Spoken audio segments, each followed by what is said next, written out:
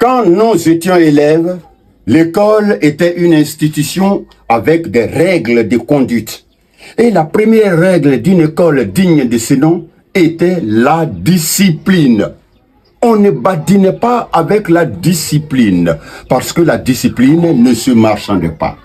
Nul ne pouvait s'en départir. Et la repartir de l'insolence était le fouet, le pilori et le supplice des genoux sur cailloux.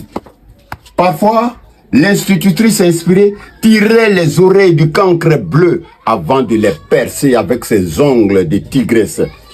Quand nous étions élèves, l'école n'était pas un enclos de troupeaux bigarrés au comportement égaré. Il n'y avait pas de syndrome de Nagari. Bien sûr, les nullards et les tochards étaient renvoyés sans brassard. Les impolis et autres colis encombrants étaient traités comme des déchets toxiques. Ils étaient vite éjectés du système, comme on éjecte le pus de la gangrène, comme on éjecte le verre du fruit. Quand j'étais élève, le maître était craint parce qu'il avait du cran et de l'autorité. On ne regardait pas un maître dans les yeux. On ne ripostait pas au coup du maître, aussi cruel fut-il, parce que l'apprentissage passait par la douleur, et la douleur ne faisait pas mal aux droits de l'homme. Elle était la sanction de l'échec. Quand nous étions élèves, nous lavions à tour de rôle les toilettes nauséabondes. Nous balayions la cour de l'école à tour de rôle. Nous plantions et arrosions les arbres. Nous montions le drapeau à tour de rôle et chacun était pressé de se mettre au pied du grand mât pour entonner l'hymne national. Ah, le drapeau, symbole de la patrie, était plus qu'un morceau de tissu multicolore. Il était la raison d'être de tous et de chacun. Parce qu'on pouvait perdre sa peau, on pouvait laisser sa peau pour ce drapeau. Le drapeau pouvait immobiliser un passant aussi pressé fut-il. Même les morts intimaient à leur cortège de faire allégeance au drapeau avant de poursuivre leur ultime voyage. C'était un héritage. C'était une tradition. C'était une contrainte acceptée et partagée.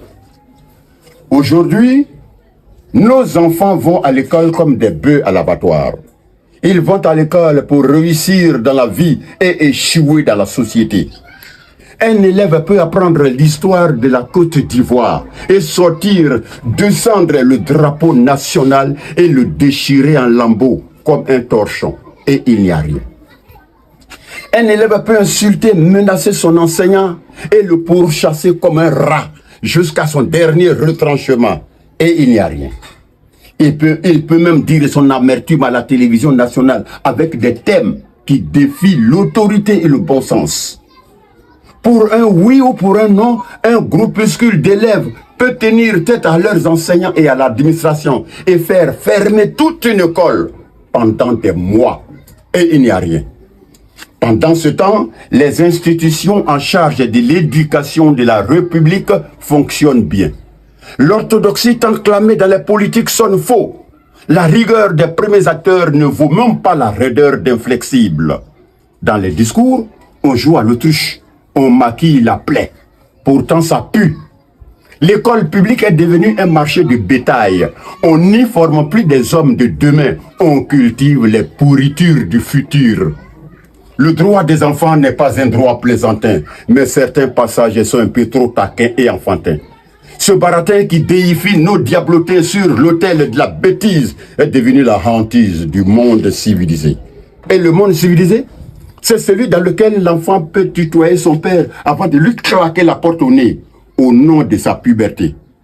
Le monde civilisé, c'est celui dans lequel l'enfant peut menacer sa mère en citant la linéa de la liberté au nom de ses 18 ans.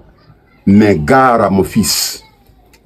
Aujourd'hui, l'école est devenue un bazar de tard. Notre retard est en fermentation à l'école. Les prémices de nos échecs futurs sont à l'école. Nos enfants sont devenus des enfants de cœur de paroisse politique et politicienne. Un élève peut donner un ultimatum à son enseignant et marcher sur les pieds du conseil de discipline. À qui la faute? La faute nous incombe tous. La faute est à la démocratie et à tous ces concepts qui font de l'enfant un bien doté de droits maladroits. La faute est à l'enseignant qui donne le cours en faisant la cour à la coquine morveuse de la première table. La faute est au professeur qui trinque à la table de la lanterne rouge de la classe et est prêt à sacrifier 5 points. Oui, 5 points pour labourer le bas-fond de la puchelle en dentelle. La faute est aux parents insouciants qui n'ont aucun plan pour leurs enfants. La faute est aux dirigeants qui manquent de fermeté pour valider leur autorité. Notre école est une vaste cour de récréation. Malheureusement, il n'y a pas de carillonneur pour sonner la fin de la pagaille. Demain, oui, demain, nous serons dirigés par d'impénitents voyous, diplômés sans aucune fibre patriotique, parce qu'ils n'ont jamais été programmés pour être des responsables. La problématique de notre école pose une réelle colle. Malgré le pactole des années folles, nous sommes toujours dans la camisole. On rafistole, on copie et on colle mal. On décolle comme on bricole sans user des bémols. Notre école ne fait plus école. Je vous remercie.